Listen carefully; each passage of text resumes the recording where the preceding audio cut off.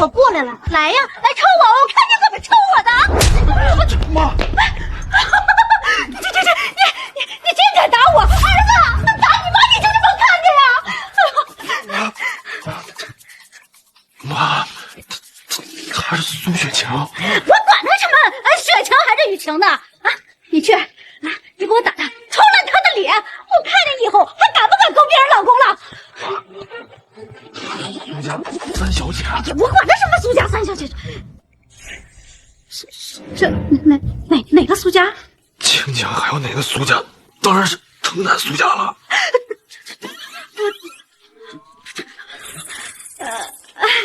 那个苏小姐，您看看，您怎么跟这么个废物搞到一起了？这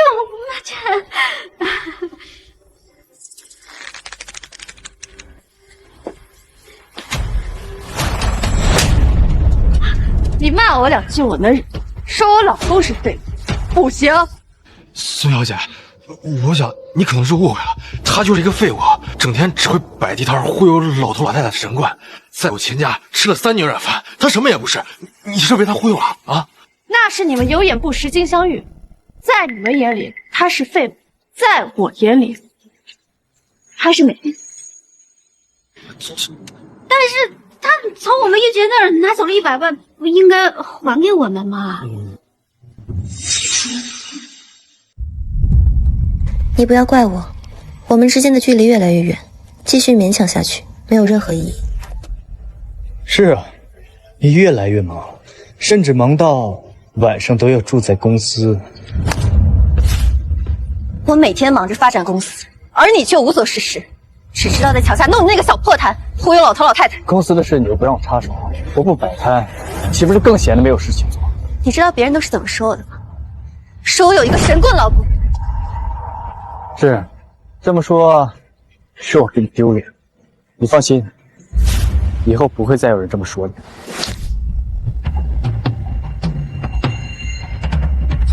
以前的事我不想说了。这卡里有100万，你先拿着，去做点像样的生意，不要再摆弄你那个忽悠人的小破摊了，要不然你永远只能是一个废物。原来在他眼里，我就是一个废物。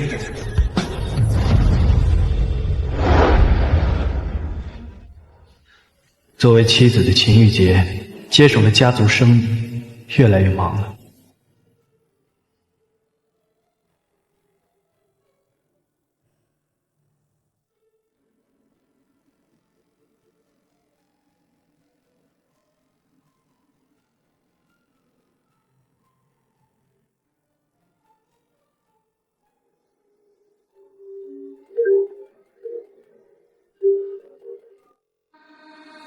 皮先生，1亿的投资已经打入秦家，您还有其他吩咐吗？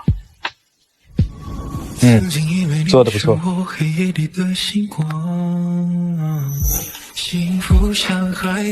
当当，周年快乐！今晚忙，不回去。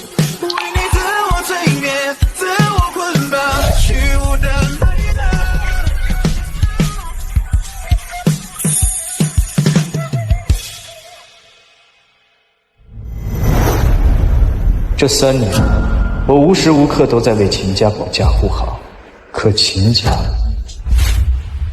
妈，你们在干什么？洋洋，这牌位天天放在家里，晦气。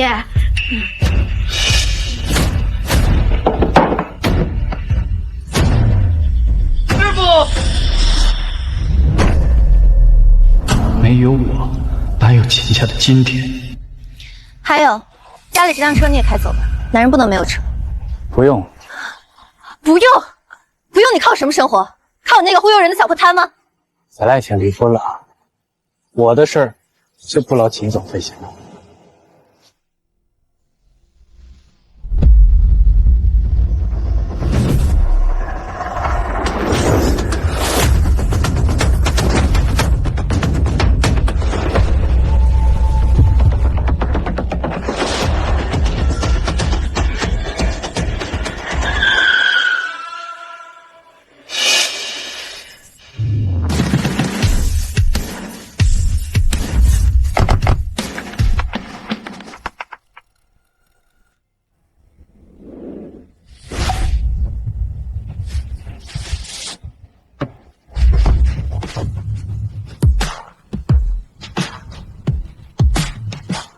玉洁，祝贺你，终于获得自由。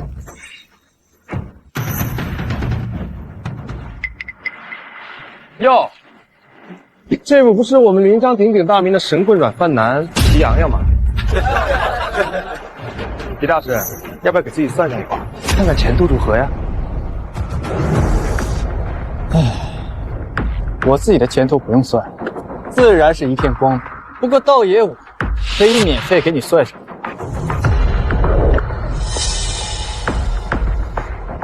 你印堂发黑，不出3日，必血光之灾。你敢咒我？信不信由你。想跑？你们要干什么？花少爷是你能随便诅咒的？老子忍你好久了，要不是以前有秦小姐罩着你，你早被赶出家门了。你现在就是一条连狗都不如的废物。你觉得我们要干什么啊？住手！让他走。好，看在你的面子上，我放他一马。下次再让我撞见，别怪我对你不客气。皮洋洋，还不快谢谢华少？谢他什么？谢他给我戴了绿帽子。你没错，我以前是一直追求玉洁，要不是3年前你突然冒出来，玉洁早就是我的女人。但是从今天开始，玉洁和你已经没有任何关系，你要多远走多远，不要再靠近玉洁。那祝你们幸福吧。走好，前夫哥。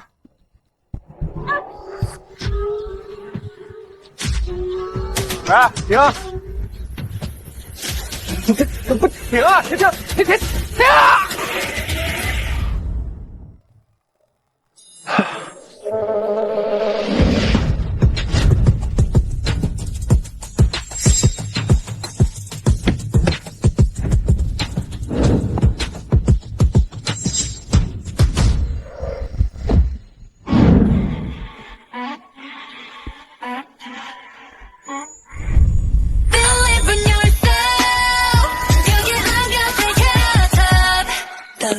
你刚离婚？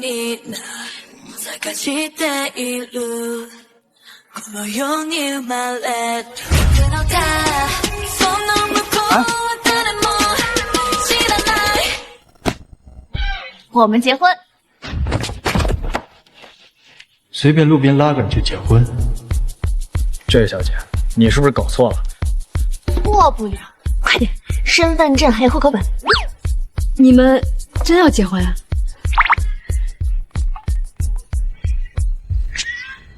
他想什么呢？你还是不是个男人啊？他还找一个男人在你头上种草原，难道你开心？秦玉洁，你视我如草芥，我亦可弃你如敝履。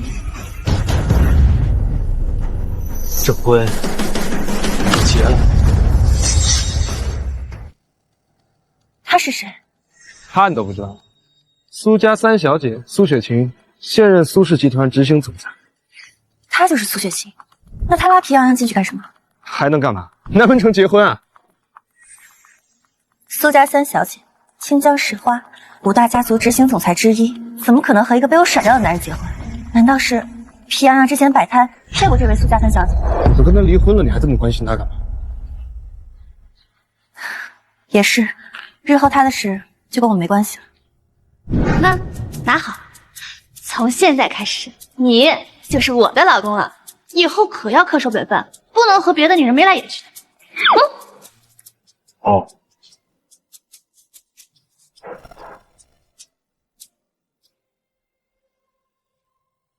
居然是苏家3小姐。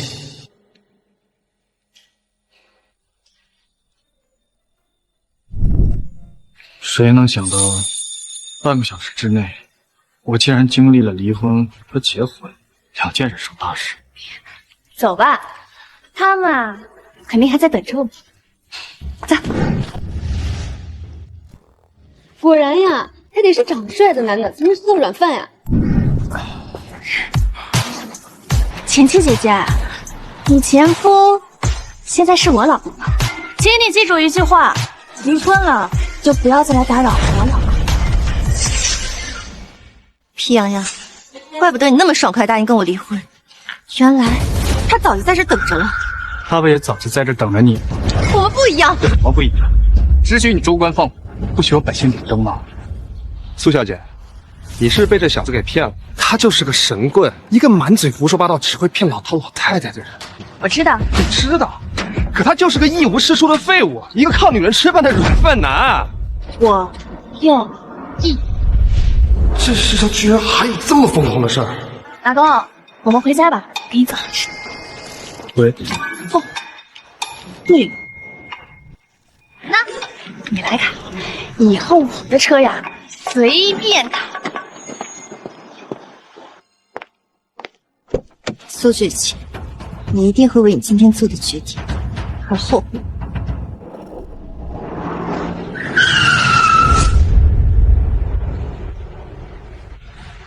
苏小姐，虽然不知道你出于什么目的，但戏我已经陪你演完了。你知道这是演戏啊？傻瓜也知道这是在演戏。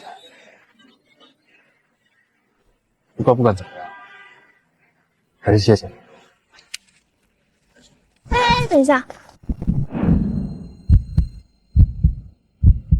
你要去哪里啊？我去哪儿？这好像跟你没有关系吧？当然有，你是我老公，而且你又长得这么帅，万一你被哪个狐狸精给勾走了，那我岂不是吃亏了？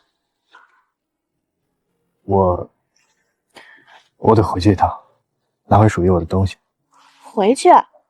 是回你前妻呢？嗯。那好，那我陪你去。万一那个前丈母娘刁难你，我就帮你把她一拳怼到墙上去。让你那个前老丈人抠都抠不下来，只能干瞪眼。走吧。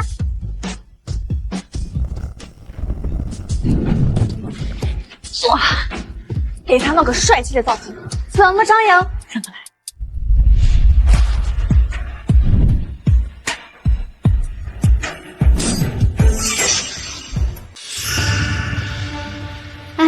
也不知道玉洁和那个废物是不是真的离婚了。妈，你就放心吧，我姐这次是动真格的，绝对会离。那可不一定啊，那个废物软饭吃上瘾了，离开我们秦家，难道真靠他那个破地摊忽悠人生活呀？他敢不离，我已经通知花少了。如果他真的敢不识好歹，看花少我打断他腿。干得好！这下我就放心了。等那个废物啊滚出我们秦家，我就让花少上门来提亲。对，我姐只有花少这样的豪门少爷才配得上。皮洋洋算什么东西？一个一无是处的废物。妈，我姐来信息了，离了。真的？你看，这离婚证都拍照了，假不了。哎呀，太好了，这个废物终于可以从我们秦家滚出去了。哎呀，夫人，少爷，姑爷回来了。什么姑爷？他已经和玉洁离婚了，以后不再是我秦家姑爷。走吧，我们去看看那个废物还来做什么。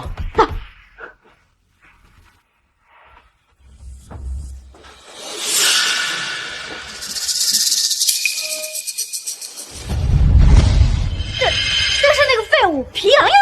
是他吗？他怎么变这样了？妈，你忘了，我姐说了，只要他们离婚，就给他100万。这小子肯定是拿到钱了。你还来做什么呀？我来拿走我的东西。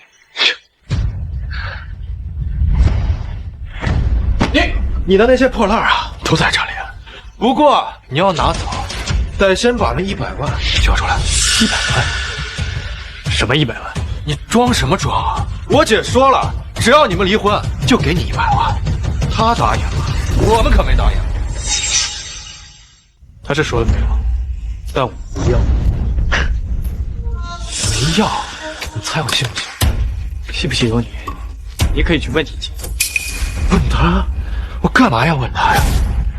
你要是没拿那100万的话，你身上这身衣服是哪儿来的？你不会告诉我，你买彩票中了100万吧？啊？这是我一个朋友送的。你当我是傻子吗？你有什么朋友？难道我不知道吗？如果你真的有这样的朋友，你还至于每天去摆地摊糊弄人吗？皮洋洋，你别怪我们狠心，是你自己不争气。哎，你你看看我们玉洁，那现在是秦氏集团的总裁，马上就要谈成一个上亿的项目了。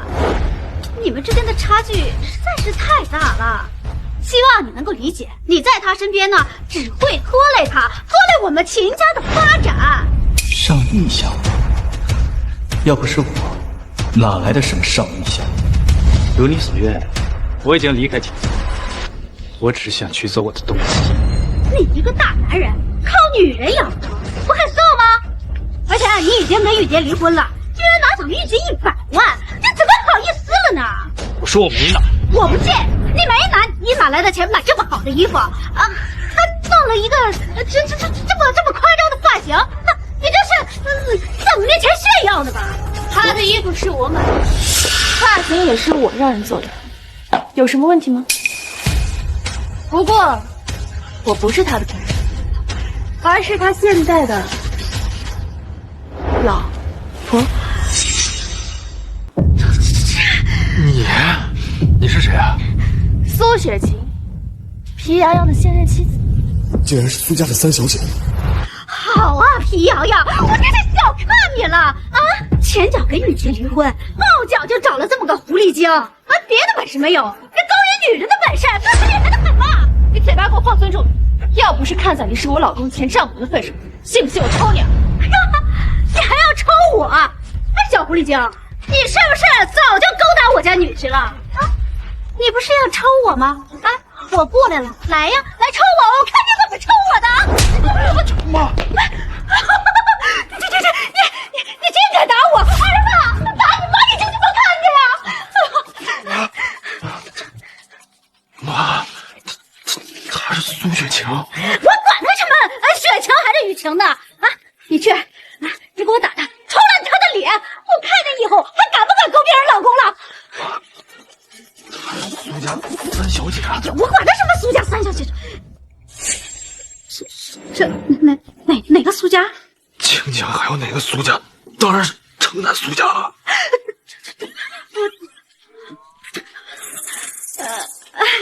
那个苏小姐，您看看，您怎么跟这么个废物搞到一起了？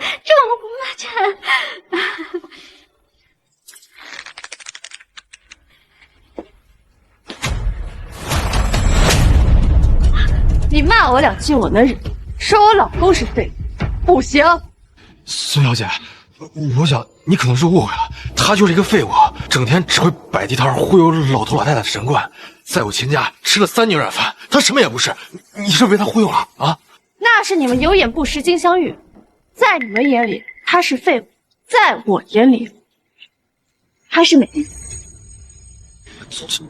但是他从我们玉洁那儿拿走了100万，不应该还给我们吗？我老公说了他没拿，那就是没拿。再说了，我苏雪晴的老公会缺钱吗？哎呀，妈，皮洋洋要是回来拿东西，你们不要为难他，我给他的100万，他没要。这回你听清楚了。清楚了。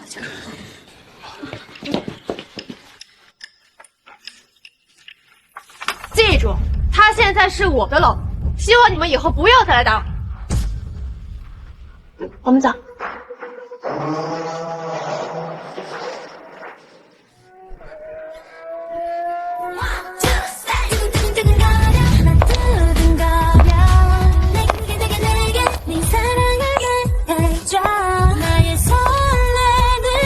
苏总好。想不到咱们总裁也有小鸟依人的时候啊！哎呦，这之前也没听说过这苏总有男朋友，这哪突然冒出来一个？哎呦我去，这后天就是苏总和叶家少爷的订婚之日，这不坏了事儿了吗？这情况怎么样了？很好。最近清江论坛都在疯传苏总和一名男子出双成对，疑似进了民政局领了结婚证的消息。不过网上说的可不太好听，说他是被秦家扫地出门的软饭男，专门骗老头老太太的神棍。不用管这些，把协议给他。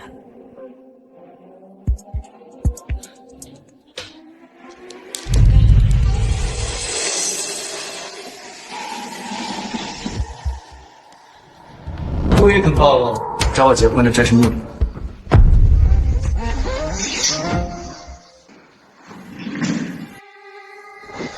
我呢，需要你做我1年的丈夫。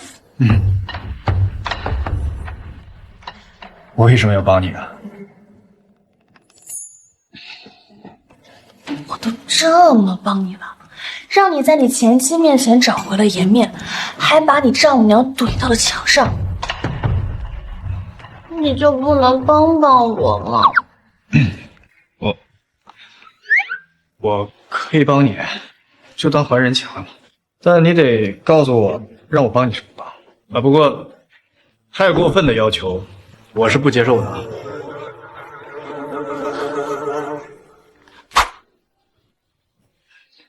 对外，你必须承认你跟苏总的婚姻，我们之间签订协议的这件事，除了我们3个人之外，不可以让第4个人知道。哦，没问题。另外，在协议签订的这1年内，你必须留在苏总的身边，寸步不离。如果有人要欺负他，你必须要尽到一个丈夫该有的保护责任。康毅，她又不是我真老婆，我为什么要保护她？万一碰到那不要命的，我还要不要命了？哎呀，我不会让你白签这个协议的。协议期间，我每个月给你5万的工资。别傻了，谁会为了5万块钱拼命10万。成交。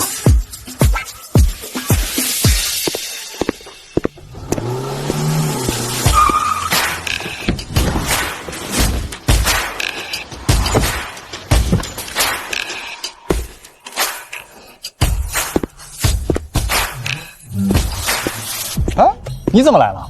皮先生，我听人说您刚才离婚了，这是真的吗？你消息倒挺灵通，就为了这事儿？啊，我在青椒的南府有个房子，如果皮先生不介意的话，可以去住。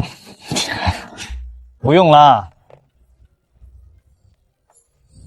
张总，为什么这位皮先生离婚了？您这么高兴？如果皮先生没离婚，我还要看在他的面子上，继续给秦家投资。给秦家投资不好吗？秦家，我还真看不上。要不是因为皮先生，秦家恐怕早就破产了。吩咐下去，暂停给秦家投资。是。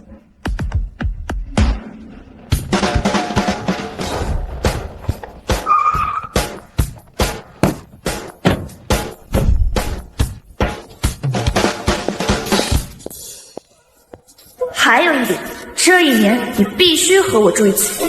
苏小姐好。你好，你好。那得带上我师傅。没问题。对了，可不能让他住箱子里。你放心。还有什么？这暂时没想好，等我想好了再说。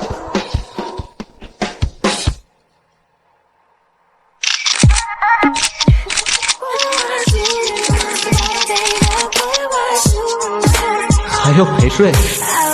想得美！做戏不做全套，别人会信。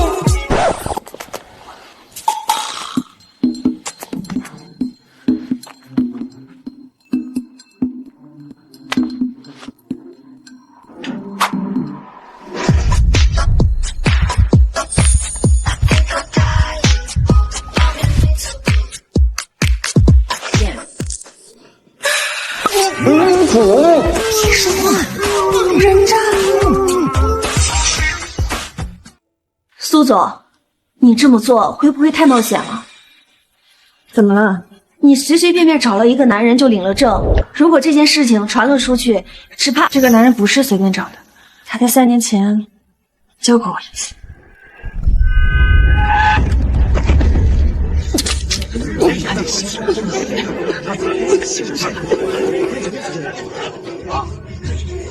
快叫救护车！没事了，你别害怕，我这就送你去医院。哎，醒醒！三小姐，人找到了，他人呢？但是他已经结婚了。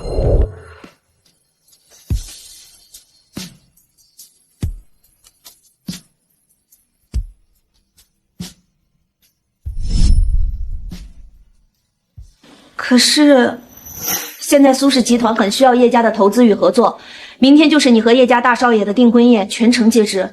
这件事如果让叶家的人知道了，会是什么后果？我好不容易才等到他离婚，我现在管不了这么多了。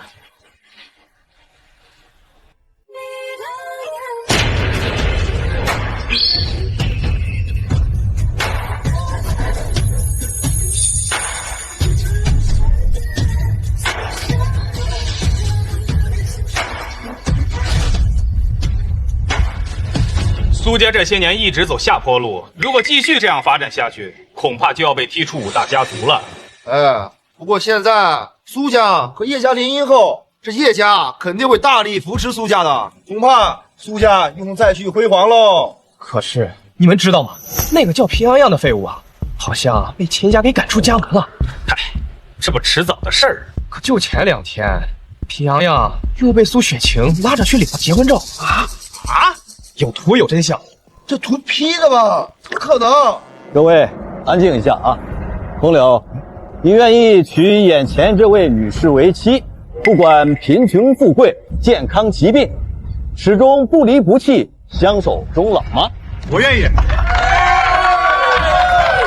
雪晴，你愿意嫁给眼前这位先生为妻，不管贫穷富贵、健康疾病，始终不离不弃，相守终老吗？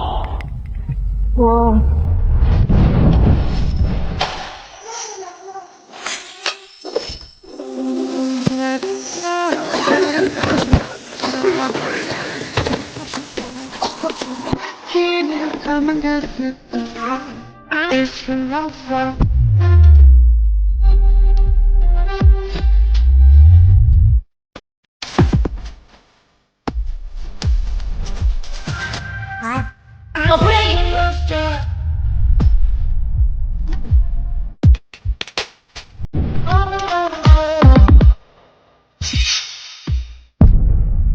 苏叶晴，你说什么？刚才已经说得很清楚了，我不愿意，因为他才是我的男人。这什么情况？完了，这要将苏家拉入万丈深渊了呀！苏雪晴，这简直是疯了！老婆，我来接你回家。站住！你是谁？皮洋洋，我来接他回家。你知不知道这是什么地方？你在和谁说话？跟我有什么关系？雪晴，你是在做什么？爷爷，对不起，但是我早就说过，我是不会嫁给叶枫的。我的婚姻，我要自己做。我们俩已经离婚了。他，洋洋，就是我的老公。苏雪晴，你疯了！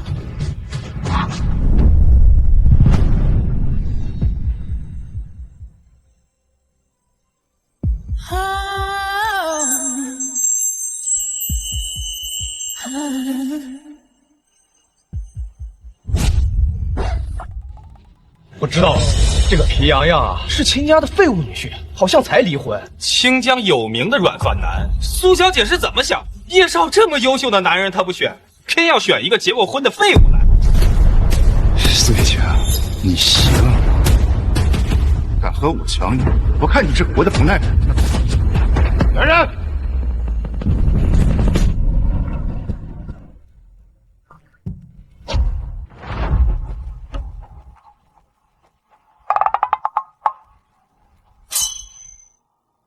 叶风流，你想干什么？干什么？今天要是不废，我叶家的脸面往哪放？我叶风柳的脸面又要往哪放？你敢搭叶家的场，我看你是不知道死活。不光叶家不会放过你，我霍家都不会答应。霍家算什么东西？你有什么资格在我面前叫嚣？小子，你太狂了，敢这么跟我说话！我告诉你，得罪了叶家，清江不会有你的容身之地。你的意思是整个清江都是叶家的？你现在赶紧下跪，给叶少道歉，跟叶家道歉，或许还能保住你一条小命。让我跪下，你还不够。加上我魏家呢？还有我龙家，还有我薛家，加到余家，就凭你们，觉得自己够格吗？你既然都不放在眼里，那加上我花家，应该够了。怎么，你们花家也要当叶家的？我看你真是想找死，那我就成全你，把他的腿给我打断，我看你今天跪不跪得下来。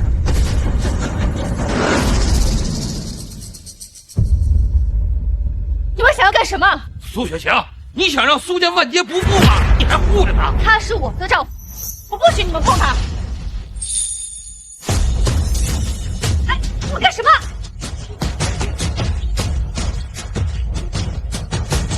手！手！这什么人？居然来敢管叶家的闲事儿？不认识，不过看他穿的那样，估计也不是什么人物。你是什么人？你知道这是什么地方？你怎么能随便就闯进来呢？原来是他。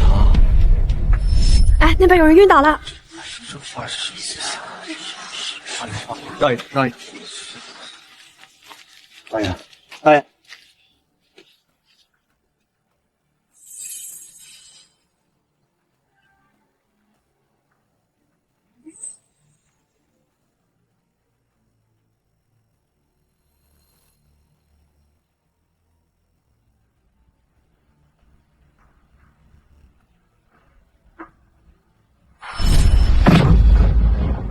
大爷，你醒了。小伙子，谢谢你救了我。你叫什么名字？皮洋洋。赶紧滚！这不是你该来的地方。这里是什么龙潭虎穴吗？难道我就不能来吗？我劝你赶紧离开，不要惹火烧身。惹火烧身？少废话！你要是再不走的话，别怪我对你不客气。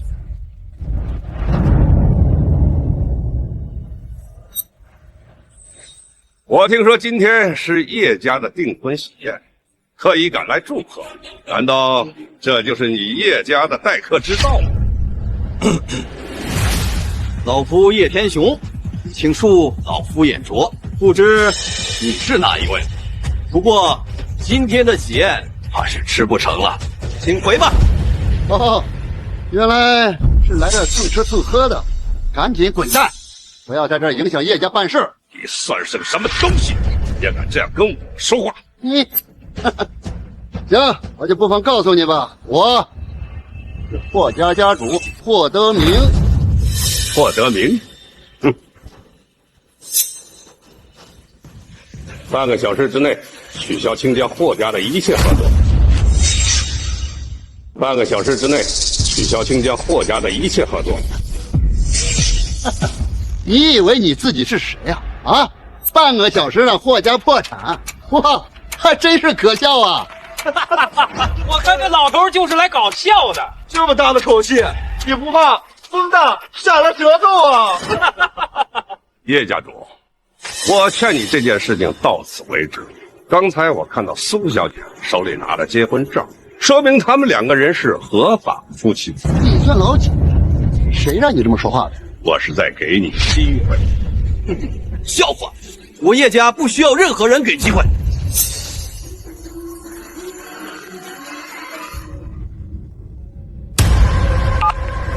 霍总，您快回来吧，咱们霍家遭难了！啊？怎么会这样？不会真的要破产了吧？这也太离谱了，才不到20分钟啊！你到底是什么人？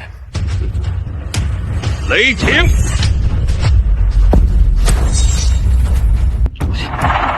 竟然是执掌天下权势的雷家雷老爷子，他怎么会来？雷家一出，谁与争锋？常年得罪雷家，那就是自寻死路。叶家主，现在可以放过他们了吧？既然雷老爷子发话了，老朽自然遵从。这件事情就到此为止吧。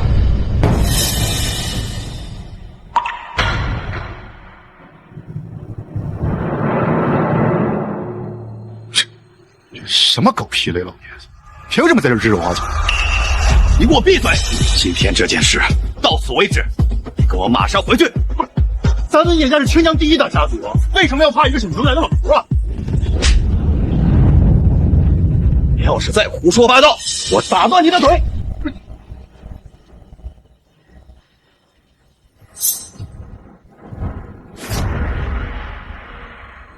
苏保国，今天的屈辱，我叶家记下。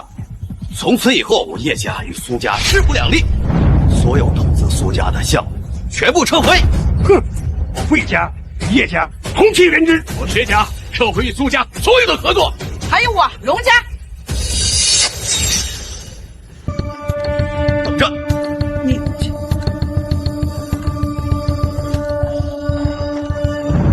来吧，快扶你！完了，我们谢家完了。我这是做了什么孽？怎么会出这样的事儿？我这老脸往哪放啊？苏学勤，你过来给我跪下！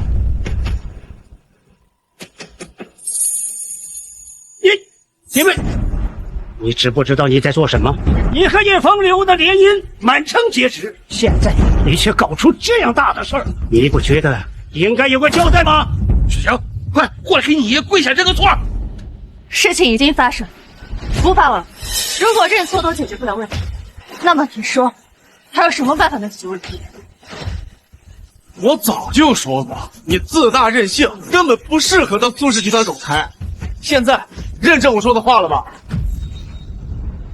我知道，我坐在这个位置上，你们很多人都不服气。今天我又得罪了叶家，你们更觉得我不应该待在这个位置上。难道不是吗？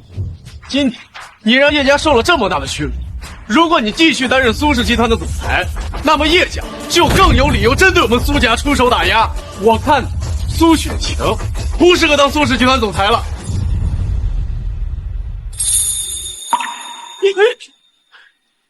爷爷，诸位，你们都已经看到了，平安就是我的丈夫，我们已经领证了。当初家族让我嫁给叶风流，我就说过我不愿意，我的婚姻我要自己做主。叶风流风流成性，根本就不是良配。再有，按照叶家的野心，就算与我们苏家联姻了，你们觉得叶家会真心帮助我们苏家吗？没有叶家的帮衬，家族的资金链就会出现问题。现在咱们苏家面临着资金的亏空，又面临着很多家族对咱们的敌对，叶家这时候肯定会对咱们苏家动手。雪晴，你觉得你还有这个资格做总裁吗？这个总裁当不当无所谓，反正我坐在这个位置上，你们很多人都不服气。你选择他，你图什么？他就是秦家的继续，出了名的好吃懒做。在你们眼里，他是一无是处，但是在我眼中，他是宝藏，是潜力股，而且我们已经是合法夫妻了。不管他是什么样子，我都认了。秦家不要的气血，你却当成个宝贝，别人刚丢出去，你马上就捡回来。哎，你不觉得这就是个笑话吗？谁爱笑话谁笑话，冷暖自知，我不在乎别人的看法。事已至此，你的确不再适合担任集团总裁。从今天开始，你卸任总裁一职，暂时离开公司，休息一段时间吧。好，我卸任。等一下，你还有什么好说的？难道你还嫌害我们苏家不够？虽然你跟雪晴领了结婚证，但是我们是不会承认你是我们苏家的女婿。识趣的话，赶紧去把离婚手续给办。你和雪晴马上离婚。要不要离婚，你们说了不算，得雪晴自己说了就算。谁知道你给他灌了什么迷魂汤，骗得他和你领了证？你们都想错了，不是他骗的我，是我逼他和我领证结婚的。你真是执迷不悟。走回去，在这里还不嫌丢人现眼吗？等一下，我还有话要说。不是，你还有什么要说的呀？让他说。如果雪晴能拉到5个亿的投资，解决苏氏集团危机，那么他是否可以重回总裁的位置？不是，你知不知道你在说什么呀？他要是能拉来投资，能帮苏氏集团解决这次危机，还至于有今天这事儿吗？哎，还是说你有这个本事？你想干什么？我确实没有本事，但雪晴未必。如果他没有能力，你们当初不会让他做总裁，不是吗？你们让她嫁给叶风流，不就是为了解决你们苏氏集团危机吗？但如果不需要她嫁给叶家，也同样能解决问题，同时带着你们苏氏集团更上一层楼，岂不是皆大欢喜？你话说的不错，你觉得他能做到？不试试看，怎么能知道呢？你们不是说苏家的资金只够挺半个月吗？那好，就以这半个月为期限。如果到时雪晴筹到了这5个亿，成功帮你们苏氏解决了问题，那这总裁的位置是不是就可以归我？你以为集团总裁是过家家，说换就换，说还就还？老爷子，凡事都有万一，不是吗？好，我答应你。如果苏雪晴真的如你所说拉来投资，解决集团危机，我不但恢复她的总裁职位，你们的婚事我也不再反对。哎妈，这不要说了，这件事儿就这么定了。不过要是做不到，那对不起，不但苏雪晴不能恢复总裁职位，你们家的股份也要收回。这等于把我们赶出家族啊！女儿啊，你去哪儿找这5个亿的资金啊？您放心，我能做到。从今日起，公司的总裁交由苏兴贤代理。哎，爸，等我！谢谢爷爷。苏雪晴，我告诉你，如果到时候你做不好，你记住，是你选的这个男人坑了你。这是我自己的选择，我不会后悔，更不会怨任何人。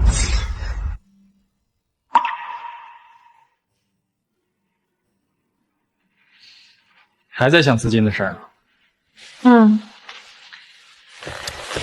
又一天过去了，能打的电话我都打了，可苏家现在的情况，大家要么挂掉，要么推辞。这不是还有10天时间吗？着什么急呀？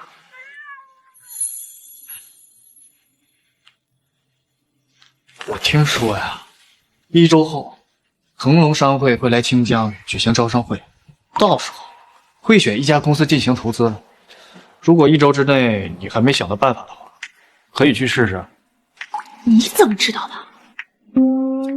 哎呀，我也是无意间听别人说的。你不会不知道腾龙商会吧？我当然知道，可是腾龙商会的招商标准很高的，我连请柬都没有，会场都进不去，哪有什么资格竞争投资？哎呀，苏总，有人让我把请柬给您。我知道是请柬，你至于这么急？动吗？这是腾龙商会的请柬，他们要请我参加招商会了。啊！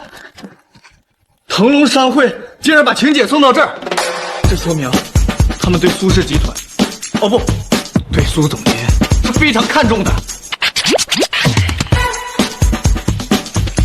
我们要好好争取，一定要争取让腾龙商会投资我们。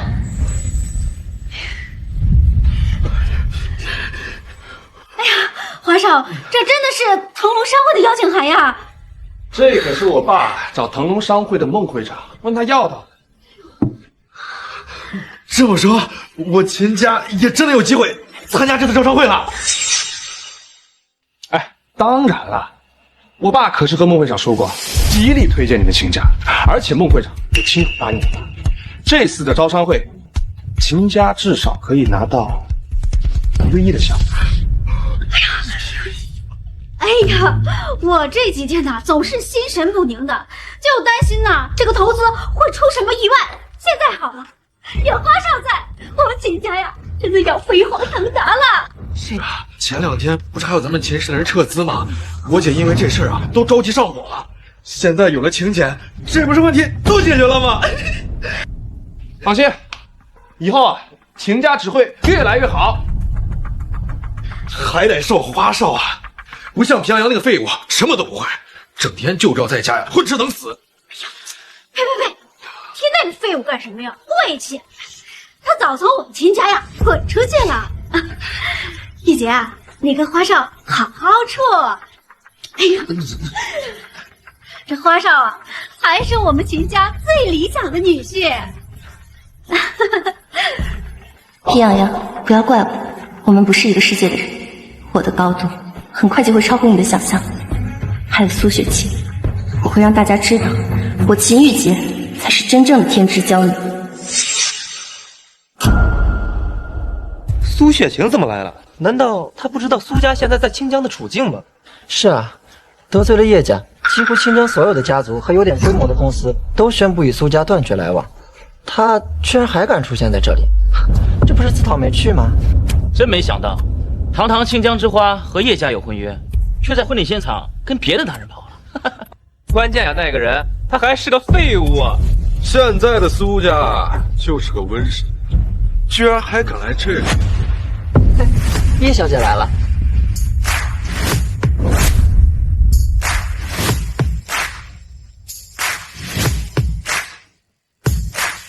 叶小姐，久仰久仰，没想到今天见到你。叶小姐，叶小姐，您常年在国外，不知道她呀也很正常。那位就是苏家的三小姐苏雪晴。苏家害得叶家颜面尽落，好戏就要开始。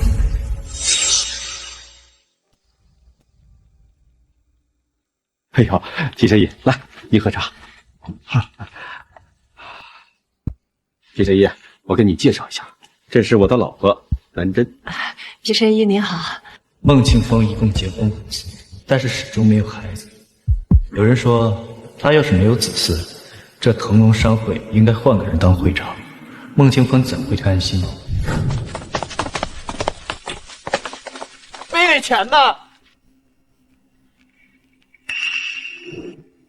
既然自称小神仙，那你算一下，我这辈子能有几个孩子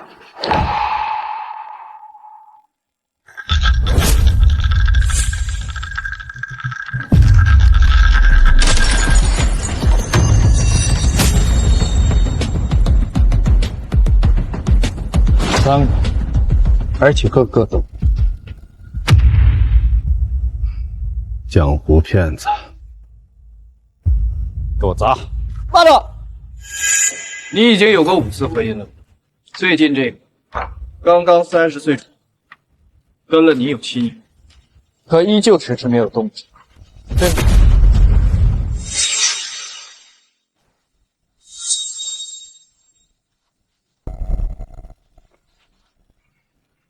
我的家世在清江，有谁不知道？你拿这个出来说，有什么稀奇吗？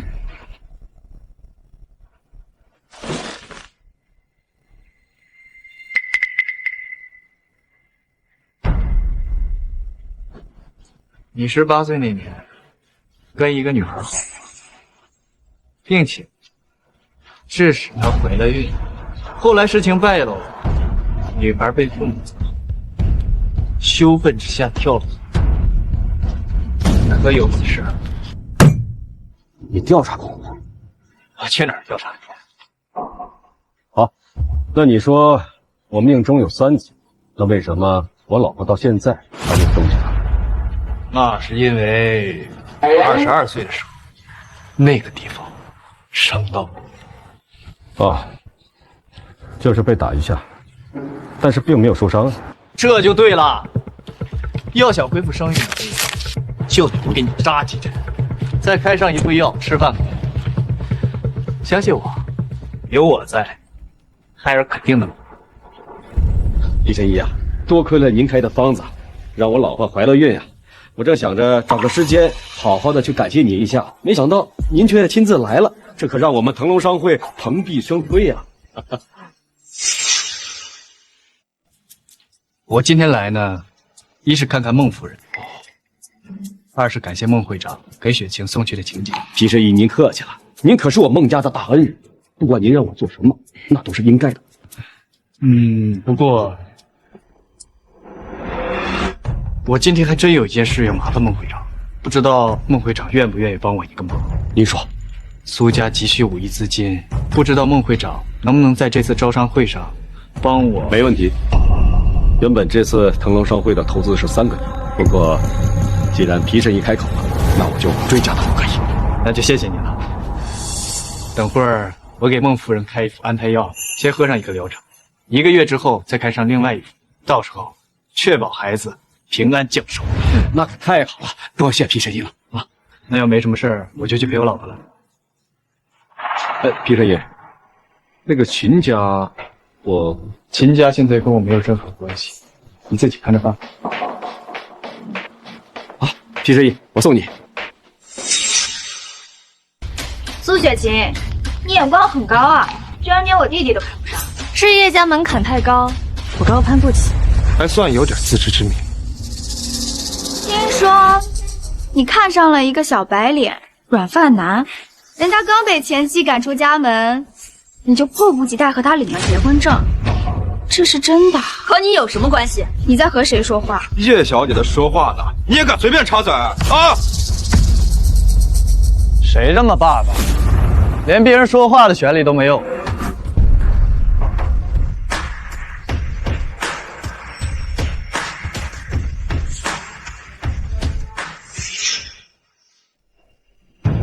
你又是谁？洋洋，叶小姐，他就是你口中的小白领软饭男。不过啊，我要再加一条，他还是一个只会骗老头老太太的小神棍。你就是那个在我弟弟婚礼上抢走我弟弟未婚妻的那个人。哎，我纠正一下，在苏雪琴订婚宴之前，我们俩就已经领证结婚了，所以那不叫抢人，而是接我老婆回家。叶家和苏家早就有婚约在身，分明是你来横插一脚。苏雪琴，你就是为了这么一个男人而背叛我弟弟，背叛我叶家。叶苏两家联姻，我原本就拒绝，是两边家长强行推动，我只是不想成为家族的牺牲品而已。我有权选择自己的未来，这难道有什么错吗？倘若是换成别人，倒是可以这么做，但这是我叶家。难道叶家就可以霸道无理、强人所难吗？大家都知道，得罪我叶家必然不会有好果子吃。我想，你们现在苏家遇到的危机可不小吧？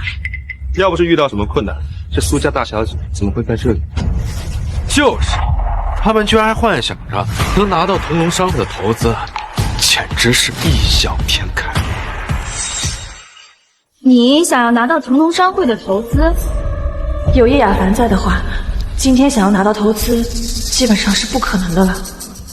怎么，不可以吗？你觉得呢？自从上次你在酒店抢亲之后，放眼整个清江，谁还敢投资苏家？那是他们没有眼光，我敢打赌，不出3年，苏家将会站在清江之巅。没想到帅气的外表下，顶着一颗脑残的脑袋。洋洋，你先别想着能不能站在清江之巅，你敢不跟我打个赌？幸好当时坚持离婚，要不今天出手的人可就是我了。那好啊，如果今天腾龙商会给我投资，你给我500万。你这么肯定苏家就能拿到投资？对啊，不但能拿到，还能拿到5个亿。你可真敢说啊！5个亿！你是不知道，今天腾龙商会的投资总共也就3个亿，就算苏家能拿到投资拿到项目，顶多也就3个亿。马少，既然这样，那我们不如加大赌注。加大赌注？他是疯了吗？到现在都没看清楚情况，还敢加大赌注？这家伙想干什么？这是要直接让我破产吗？对啊，敢不敢？好，那加多少？1000万。1000万，你拿得出来吗？这不是有我老婆在吗？这家伙当我是开银行的，随时取款。1000万，估计我都要回去卖房子了。既然没有退路，那就跟着皮洋洋疯一次。对，如果我老公输了，我负责。你老公怎么可能输呢？我还指望今天赚够奶粉钱呢。奶粉钱，这才几天就还上了，还是他俩？其实早就背着我在一起了。好，我赌。好，我赌。赌的越多越好，但是要是到时候你们拿不出来，那就拿人来抵债。我也赌，1000万。你苏雪晴不是挺有能耐的吗？今天我就让你颜面无存。好啊，算你一个。那我也赌10万。你就说你敢不敢接？罢了，蚊子腿虽小，耐食肉。好吧，看在你是我前小舅子的份上，我让你赌。皮洋洋，你有那么多钱吗？没有的话，不要随便跟别人赌。田七姐放心，我老公就用不着你费心了。他就算真输了，我卖车子卖房子也会帮他还上。田七姐放心，我老公就用不着你费心了。他就算真输了，我卖车子卖房子也会帮他还上。我赌100万，接不接？我50万，我也50万。我也要。绿宝宝，快拿手机记上，我赚点奶粉钱不容易，就靠他们了，快别漏了。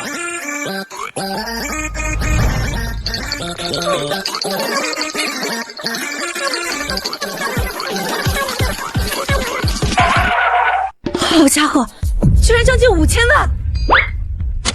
发财喽！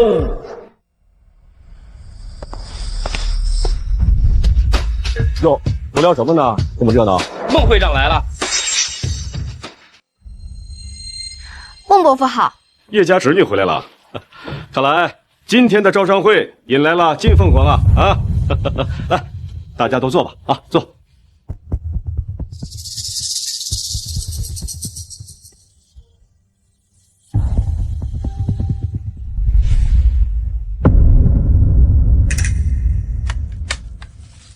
苏总，这可是4000多万呀！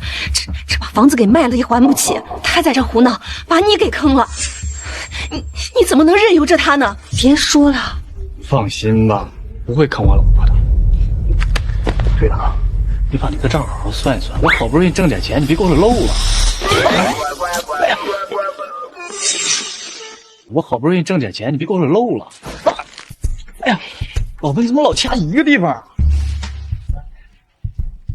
各位，1年1度的腾龙商会招商会现在开始。首先，我代表整个腾龙商会的所有股东，欢迎大家的到来。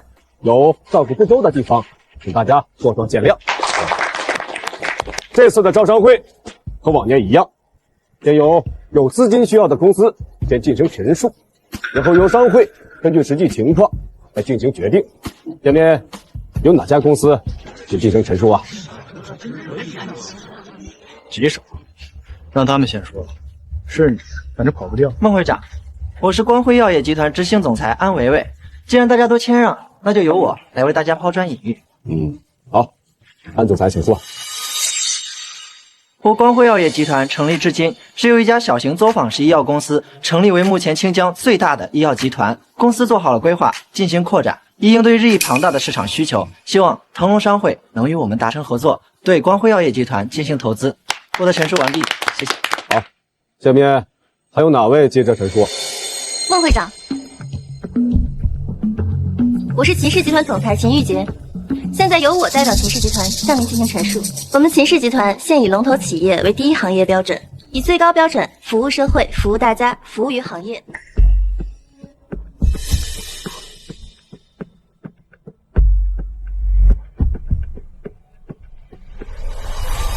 谢谢大家。秦氏集团发展，我们做过调查，的确是势头很猛，有很大的。听着孟会长说话的语气，今天的投资应该能拿到。姐，看来是没问题了。只要拿到这笔投资，咱们秦氏集团就能起飞了呀！能不能冷静点？孟会长还没点头呢，一切都是未知的。能有什么未知？有花少在，这个投资绝对没有问题。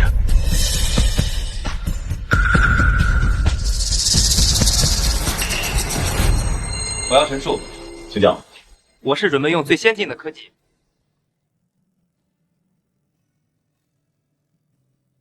我的发言完毕。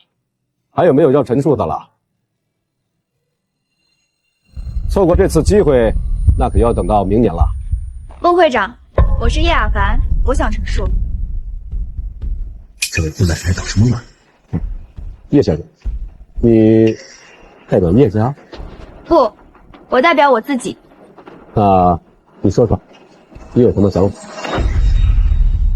完了，谢雅凡肯定是针对我们来了。作为公司总裁，也有定力，任何事情没到最后一刻，谁会知道是什么结果？你觉得我们能够从叶雅凡手里抢来投资？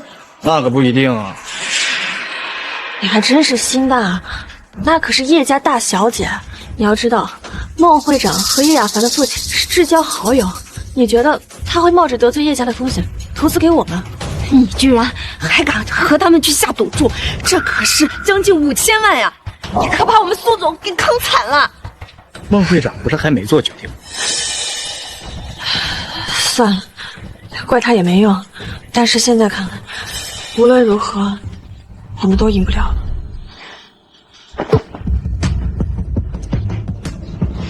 想走了？想走啊？那你可别忘了，我和他们之间的赌注是以你做保的。你要是想走的话，你觉得他们会允许你离开吗？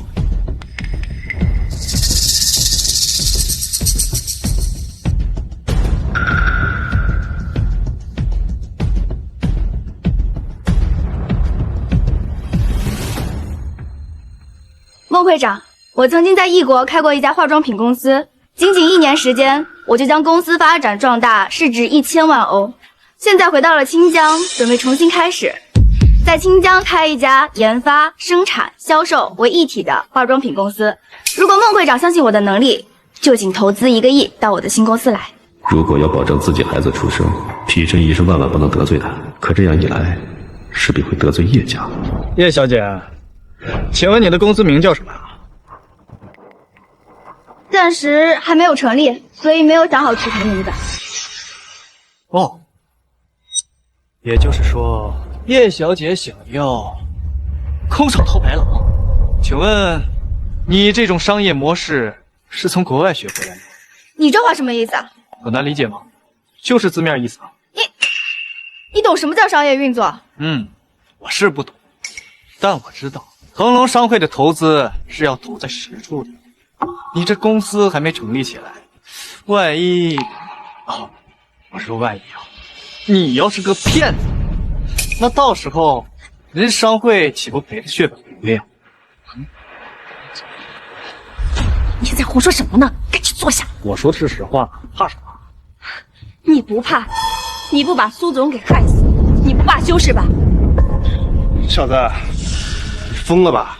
你敢说我们叶小姐是骗子？怎么？我前期给你的骨头不够大，寻找新主人了？我看你就是找死！你不看看这是什么场合？你敢这么说话？好了，各位不要争论了。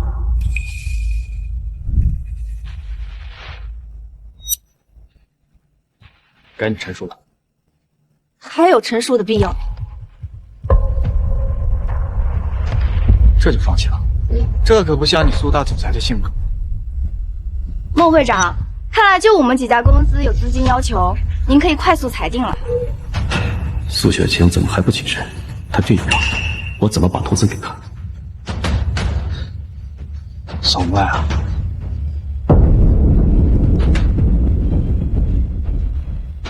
如果再没有人陈述的话，那我可就要做出决定了。还有我，苏雪琴代表苏氏集团陈述。苏雪琴代表苏氏集团陈述。苏小姐，请说。既然答应了皮神医，那就要说到做到。孟会长，苏家就不必陈述了。陈述是每个人的权利，既然苏小姐要陈述，那我自然要容许。孟会长，可能您还不是很了解苏家现在的情况。苏家现在面临着前所未有的危机，他们在资金方面存在非常大的问题，而且苏家股东背信弃义，这样的家族真的值得腾龙商会投资吗？而且据我所知，苏雪晴现在已经不是苏氏集团的总裁，所以她有什么资格代表苏氏集团？大家说对不对啊？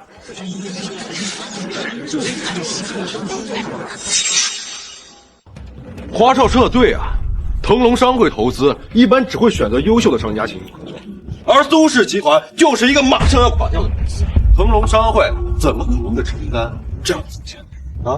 我也觉得花少说的有道理，孟会长，投资需谨慎啊。我看你们怎么拿到腾龙商会的投资，老子让你连陈述的机会都没有。孟会长，叶小姐的公司都没有成立，都能陈述。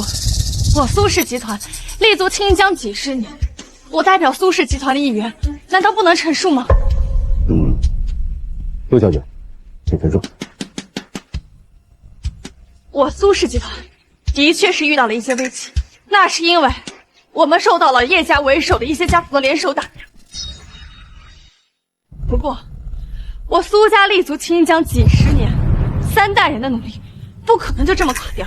如今，我苏氏集团旗下的医药公司，愿意以20%的股份融资5个亿。如果孟会长愿意相信我们，把资金投进来，我坚信，在我们的共同努力下，一定能够渡过难关，走向辉煌。苏雪晴，你是不是疯了呀？啊！你们苏氏集团旗下的医药公司总投资才多少？不足20亿吧？你要以20%的股份融资5个亿？就是，你还真以为苏氏集团是香饽饽？只怕到时候投进去5个亿啊，连声响啊都听不到。孟会长又不是傻子，怎么可能会做出这样的决定啊？老子就是要把这5个亿付给苏氏集团。你这么说，不就是在骂我是傻子？苏小姐，你大概没搞清楚状况。这次腾龙商会的招商投资总资金只有3个亿，你却想要融资5个亿，你觉得有可能吗？对，我看啊，他就是来搞笑的吧。洋洋，我看还是想办法准备赔我们钱吧。我可压了50万，到时候1分都不少。早知道我就压那100万了，这白白浪费一次机会呀！真不知道苏雪晴是怎么想的，居然放弃叶少，选择这么一个傻子。这一次啊，被坑惨了。姐，你要开始借给我100万就好了，现在我都来2个保时捷了。看来这1000万，姐这赢的不要太轻松。你们记清楚就好，别到一会儿算账的时候忘了该给我多少钱。还在白日做梦。这次我看他怎么过。就是个畜生。安静安静，现在休会半小时，我要和所有的股东去开一个电话会议，确定最终投资的对象。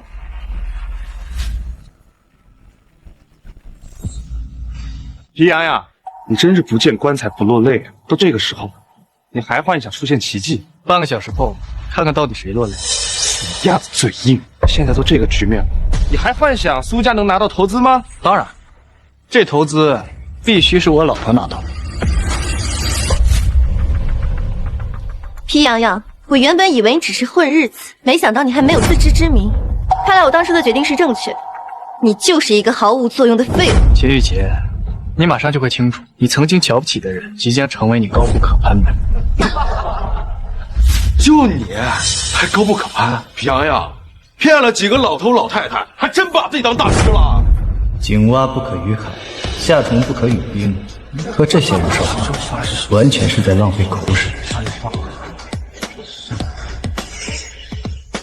叶小姐，您在异国创造了奇迹，这次回到清江，我相信很快您就会成为清江商界的传奇人物。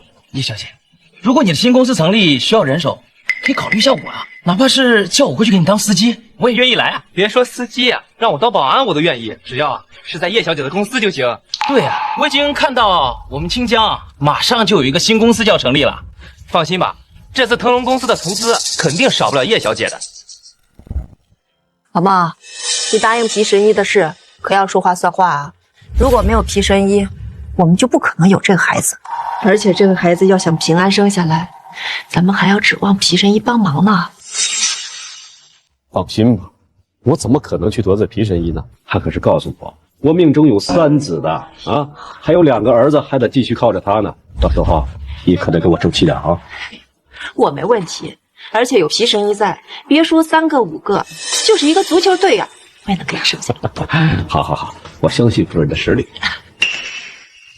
哎呀，你说这个秦小姐啊，她是怎么想的？就连皮神医这么好的男人，她都要跟他离婚。哎，如果他没离婚，秦氏集团就能拿到这次的投资。是，到时候他们秦家可能就会真正的崛起了。孟会长，宣布吧。我和所有的股东综合分析了各位的实际情况，觉得秦氏集团、叶小姐还有光辉药业的潜力确实不错。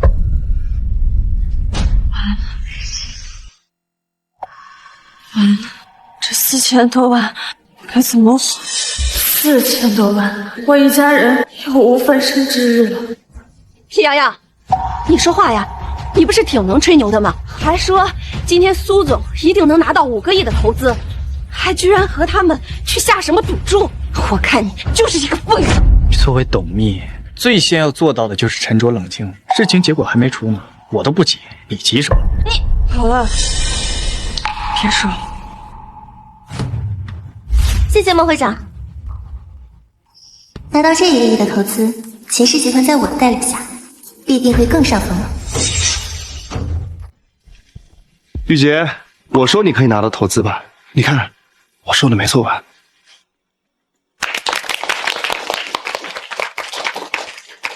各位，先不要着急啊，我的话还没有说完。孟会长，宣布不宣布已经不重要了，结果我们都知道了。哦，那华少说说，是什么结果呀？一共是3个亿的投资嘛，叶小姐1个亿，秦家1个亿，光辉药业1个亿。摇头，这什么意思啊？首先，我要更正一下，经过刚才的电话会议，我们董事会全体通过，把这次的投资追加到5个亿。追加到5个亿，那剩下2个亿打算投给谁？那还用问？肯定是给叶小姐呀！叶小姐的发展大家都看好，腾龙商会啊是不会放过这样的机会的。错了，我要把这5个亿全部投给易家。易家，仙家选易家，首选必然是叶雅凡。我根本不需要这么多资金啊，我只是想开一家化妆品公司，但是前期投入1个亿都有点多。光辉药业可消化不了这么多的资金啊。孟会长，您就别卖关子了，直接宣布吧。经过我们的商榷后，最终确定投资的公司是苏氏集团医药公司。不会吧？这不是吧？我是不是幻听了？刚才我好像听到孟会长说要投资给苏氏集团，我也听到说是要投资给苏氏集团，这什么情况？孟会长怎么要投资给苏氏集团？这没道理啊！不给叶小姐，也不给现在正如日中天的秦氏集团和光辉药业，反而给一个日落西山的苏氏集团，就是。老婆，该起来发表获奖感言了。获奖感言。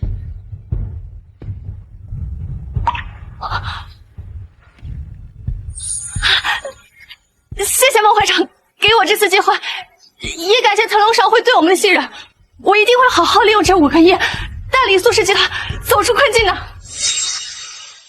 好，苏小姐，明天我会亲自带着协议去苏氏集团与您商榷签订，请您做好准备。好，明天我会在公司等候孟会长大驾。那好，请坐。各位，今天的招商会十分圆满，再次感谢各位能在百忙之中前来。如果有什么遗憾，那就留待明年寻找合作的机会。4000多万啊，不费吹灰之力就到手了。你不是说你爸跟孟会长说好了吗？说要让我秦家拿到1个亿的投资，怎么会这样？孟会长，等一下。有什么不对？孟会长，我爸跟您说过，您说过要跟秦家投资，为什么突然变卦了？哎呀，华少，话可不能乱说。你这样说是对我们腾龙商会的诋毁，也对你花家的声誉有影响。再说，腾龙商会的投资都是要经过所有股东共同商定的，我怎么可能私自答应你父亲？孟会长，我也不明白，以现在苏氏集团的困境，可不是5个亿的资金就能解决的。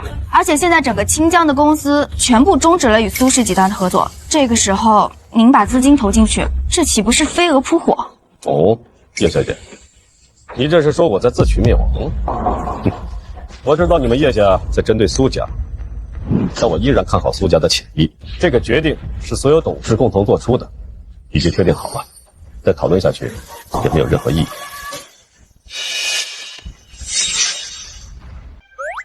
李嬷嬷，账算好了吗？该收钱了。好嘞。花账，叶小姐，感谢二位的大力支持啊，请转账吧。1000万呢！这要是被家里知道的话，不知道要关我多久禁闭。苏雪琴，没想到你竟然还有这样的手段，能让孟会长为你追加投资，真不知道你是怎么做到的。叶小姐，你先别管我老婆是怎么做到的，先给钱吧。你身为叶家大小姐，不会要赖账吧？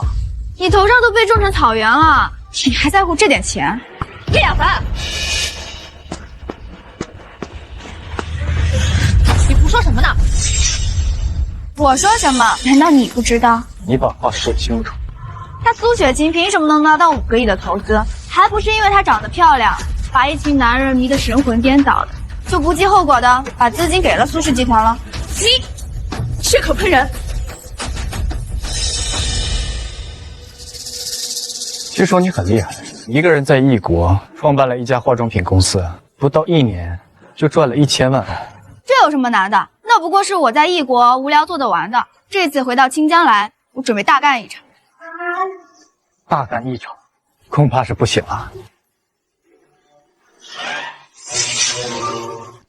你什么意思啊？我什么意思？你不知道吗？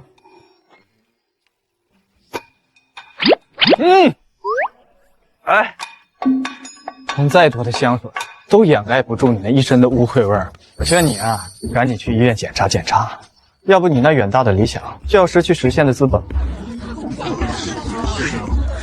你才要去医院检查呢！我看你这个人就是脑子有病。叶嬷嬷，收钱。请吧。刚才参加比赛的人自觉排好队，保持优良传统，一个一个来，不要插队哦。到账1000万。花上，你可以插队，毕竟这场令人愉快的活动是由你发起的，请。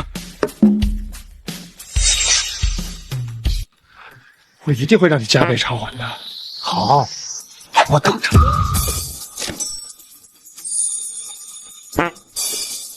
下面该谁了？都别磨蹭，早点收工回家吃饭。喂，钱小舅子，该你了，10万。皮洋洋，你够了！你就这么爱钱吗？你已经赢了4000万，还惦记着小雨的10万。既然选择了参加游戏，就要遵守游戏规则。一个大男人又是赖账，以后在清江咋混啊？是吧？你够了！我们虽然已经离婚了，但你也不至于落井下石吧？哎，秦琪姐，这就是你的不对，没看到我们家洋洋是在赚奶粉钱吗？你能连孩子奶粉钱都赖账，是有点说不过去了吧？就是。姐，这个钱就该。站住！华少，你当时信誓旦旦的告诉我们接手，已经拿到了投资，可结果呢？现在你让我姐怎么办？当时你要不是那么肯定，我也不会掐住。所以这10万块钱，你必须得出。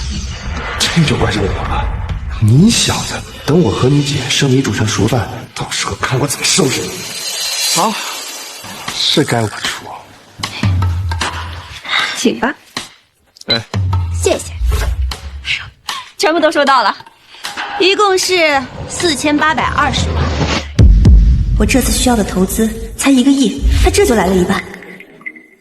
秦大小姐，我要是没记错的话，你秦氏集团应该是需要1个亿的投资吧？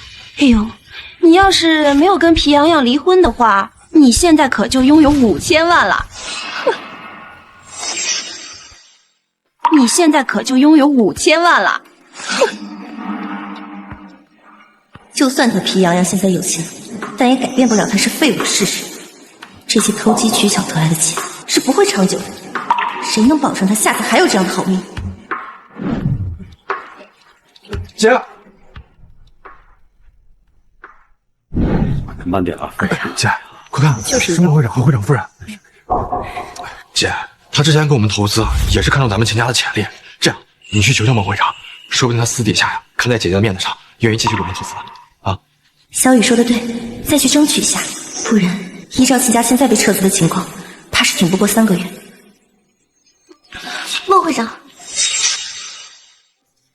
孟会长，秦小姐，你还有事？孟会长，我知道这次腾龙招标我们秦家输了，但是我听闻孟会长和夫人会定期选取一些企业进行单独投资。是，不过这类的投资全是我夫人说的算。夫人，我想给您重新介绍一下。小姐，你想说什么我都知道。之前投资秦氏都是看在皮先生的面子上，如今你和皮先生已经离婚，我们撤资是必然的。不是，看在那个废物的面子上。废物？秦小姐，你不会以为是你一个人力挽狂澜，把秦氏发展到如今的地步？我本不想多说什么，但是我想告诉你，没有皮先生，就没有我和老孟的今日，没有他，更没有秦氏的今日。为什么秦氏能扭转运势？为什么你遇到困难和阻碍总是能第一时间解决？你考虑过这些吗？你根本就没有考虑，而且你也不知道自己错过了什么。老孟，我们走。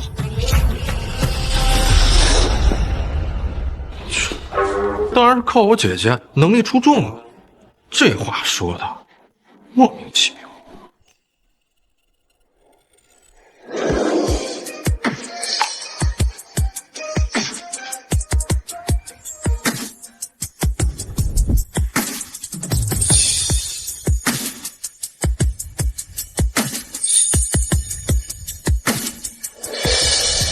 这个被我弃之敝履的男人，居然是孟会长这么逆天的人物。自从皮洋洋入赘秦家后，秦家不管做什么都顺风顺水，几乎没有遇到任何麻烦。姐，你真的拿到投资了？我就知道我女儿啊，什么都能做到。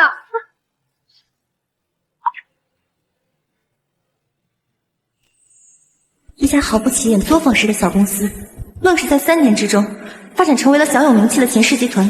难道这背后真的是皮洋洋在为秦氏集团保驾护航？哎呀，没事儿，也许明天事情就会有转机了呢。我只是认为他在安慰我，但是那些烦心的事，果然在第2天就有了转机。我一直以为是自己运气好，现在想起来，这一切绝非巧合，而是很有可能一直是皮洋洋在背后为我铺路。我究竟放弃了一个什么样的男人？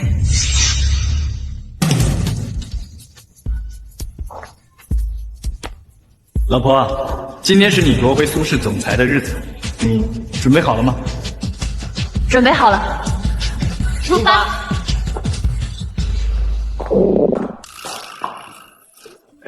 怎么了？老婆，你先去吧，我得去方便一下，等会儿再上去考你。好。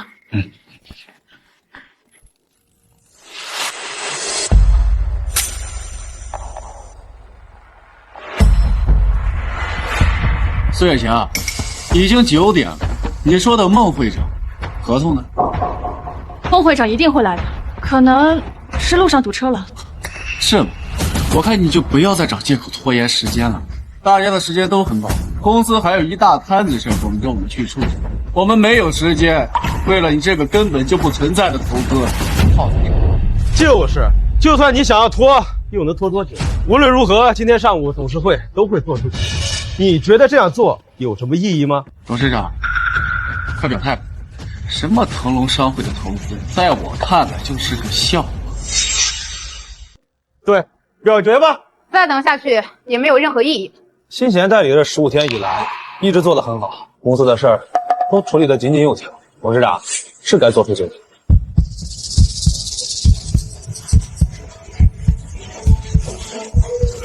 雪晴啊，再倔强，事情都已经到这一步了，你呀还是放手吧，向董事长认个错，也许。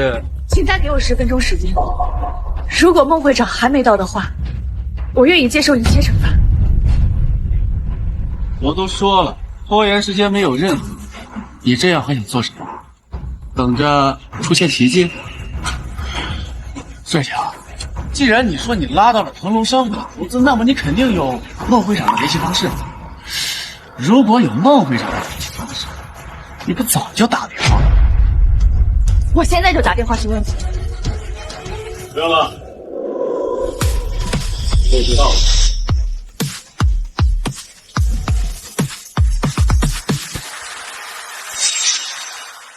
孟会长，苏董事长，鄙人孟清风，应苏雪晴小姐之约，今天来贵公司是来商谈投资和签订合同事宜。冒昧打扰，没有给诸位带来什么不方便吧？哪里哪里啊！我们盼孟会长前来，如久旱盼甘霖呐。孟会长能屈尊来到我苏氏集团，我苏某国欢迎都来不及啊！苏小姐，实在不好意思，刚才在苏氏集团门口遇到了一点点小麻烦，所以迟到了几分钟，还请苏小姐见谅。没事，孟会长，您来的正及时，请入座吧。想必苏小姐已经和各位说了吧，我这次来是和苏氏集团谈投资的事。苏氏集团的负责人是谁啊？那我们现在可以开始了。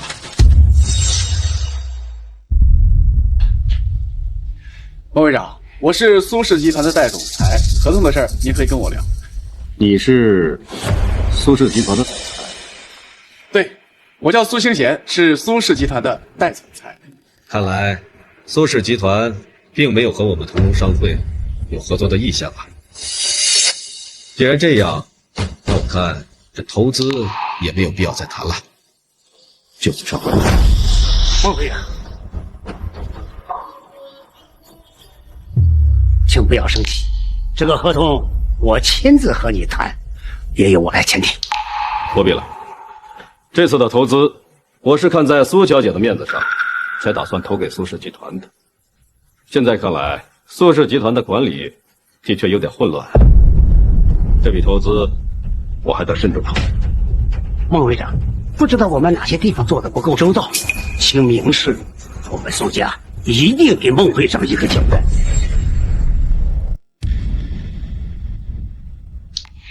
那是我安排有问题。苏雪晴原本就是苏氏集团总裁，只因为犯了一点错误，暂时免职。不过，他既然已经获得了腾龙商会还有孟会长您的认可，我现在就恢复他的职务。好，雪晴，现在你可以做到这里了。董事长，事情还没有确定之前，你就恢复他的职务，这是不是不合规矩？怎么，你还要和我讲规矩？孟会长都已经站在这里了，还有什么事情没有决定好？他苏雪晴当初可是承诺的拉来5个亿投资啊，全清江人都知道，今年腾龙商会的投资就3个亿。怎么，我腾龙商会的投资规模还要受你的限制？没什么可是。我这次来到苏氏集团，就是带了5个亿的资金。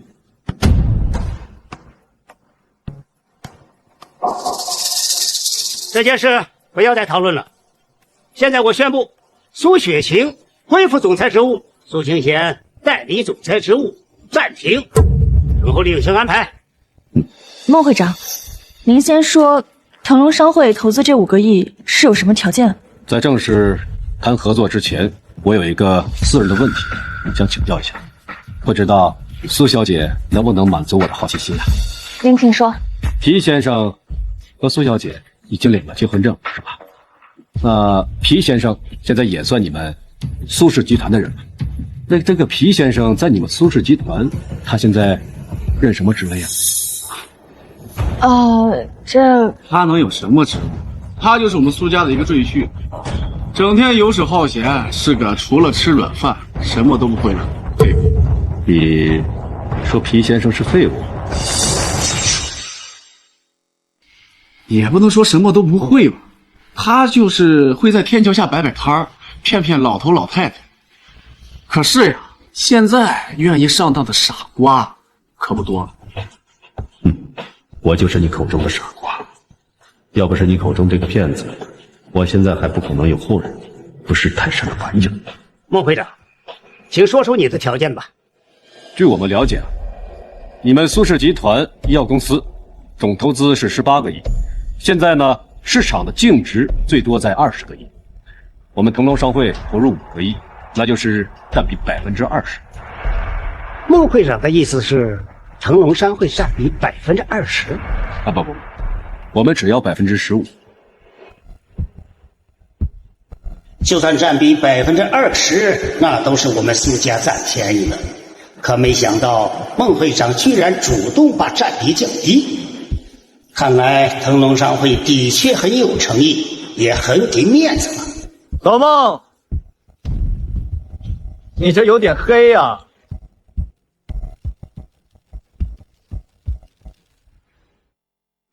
小杨，你是不是疯了？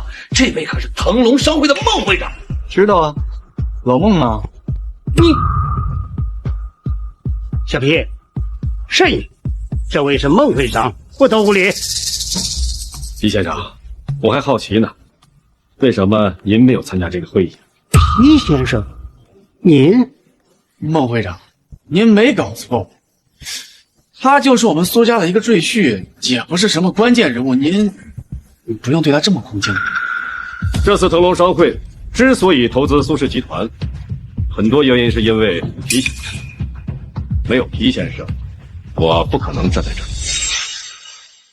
可是他并非我们苏氏集团的股东，甚至连个员工都算不上，是没有资格参加这个会议的。我想我说的已经够清楚了吧，苏董事长，能否让皮先生列席会议？哎，小皮，请坐吧。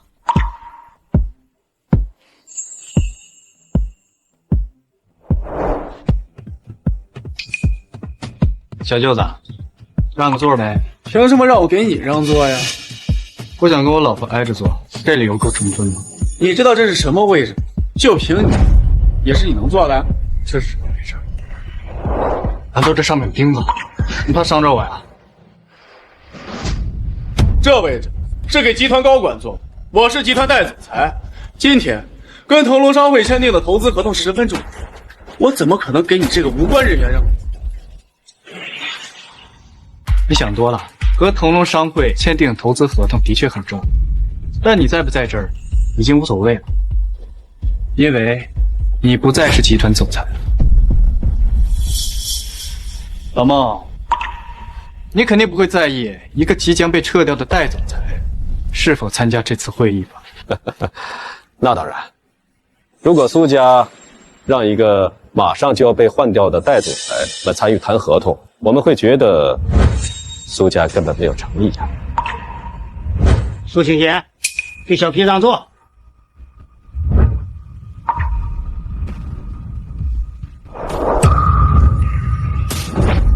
既然你已经不再是集团代总裁，这么重要的合同涉及到集团的高级机密，你一个无关人员就不适合在这儿旁听了吧？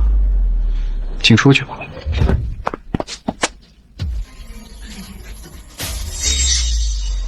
请出去吧。我可是苏氏集团的少爷，曾经的代总裁，你皮洋洋算什么东西？居然居敢起我来了！你就是个软饭男，平时靠着我姐在这耀武扬威，你算个什么东西？也敢赶我出去？皮洋洋，你到底想干什么？看来苏家的确有些人不懂规矩呀。看来这次合作，我深感担忧啊。苏青贤，你先出去。是啊，青贤，你回避一下吧。走吧，不要在这里影响合同的签订，你这样会害了苏氏集团。你现在确实不是集团总裁了，也不是董事，回避是应该的。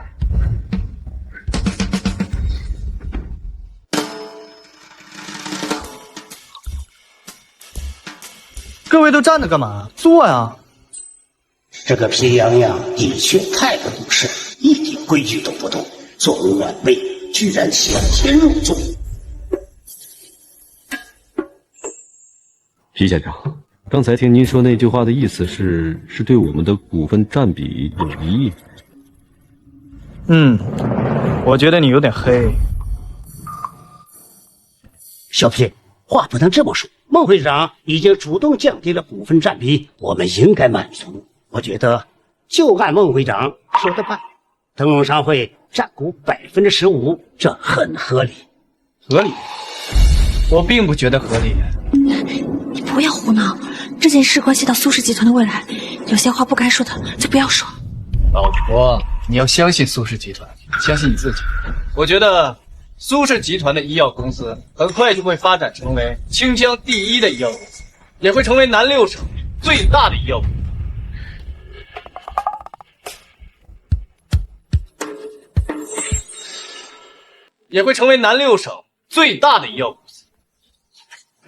小皮，做人要实事求是，脚踏实地，一些不切实际的梦想不要随便拿到公司会议上来说。就是，你还是闭嘴吧。现在雪晴才是公司的总裁，谈合同的事儿你插什么嘴？你闭嘴！我觉得皮先生言之有理啊。皮先生，您看一下，这个是我们的合作合同，您觉得有什么不合理的地方，尽管提，我们可以进行修改。合同我就不看了，我又看不懂。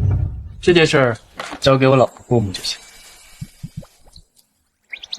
孟会长，那我先看看。苏小姐，请尽管看，如果觉得哪个地方不合理，咱们可以提出来，争取咱们今天上午把这个合同给敲定。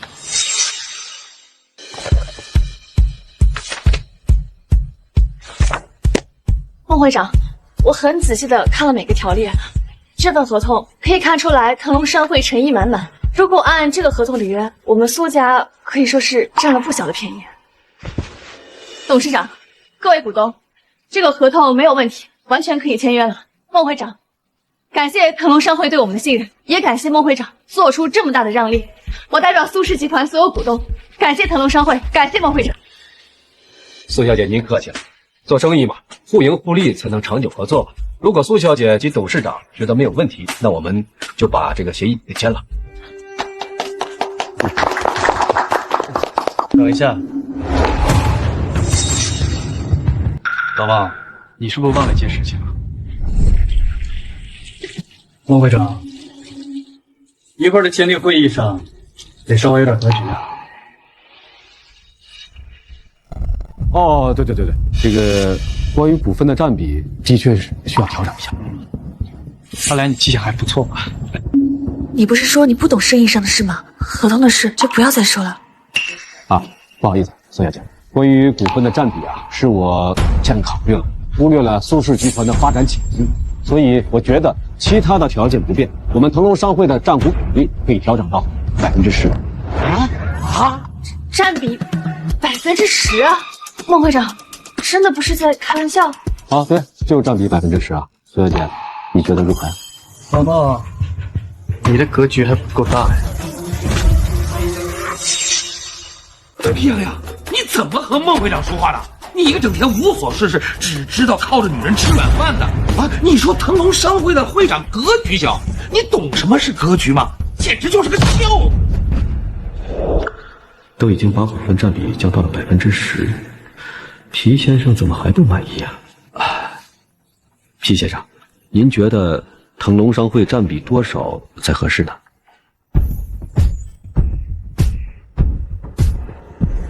？1%。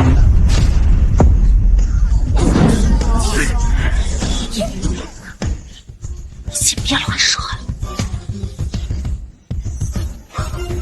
皮洋洋，你又不是公司股东，又在公司没有任何职务，你有什么资格和孟会长谈合同内容？这要是把孟会长得罪了，皮洋洋能担得起责任吗？小皮，开玩笑要有个度。虽然孟会长大度，不和你计较，但也不能得寸进尺。那姓皮的，准你列席会议就已经是破例了，你要搞清楚自己的身份，不要在这里胡说八道。就是，如果把投资的事情搞砸了，你担得起这个责任吗？是啊，有你这样说话的。好，就按照皮先生所说，腾龙商会占比1%。啊？我觉得很合理啊。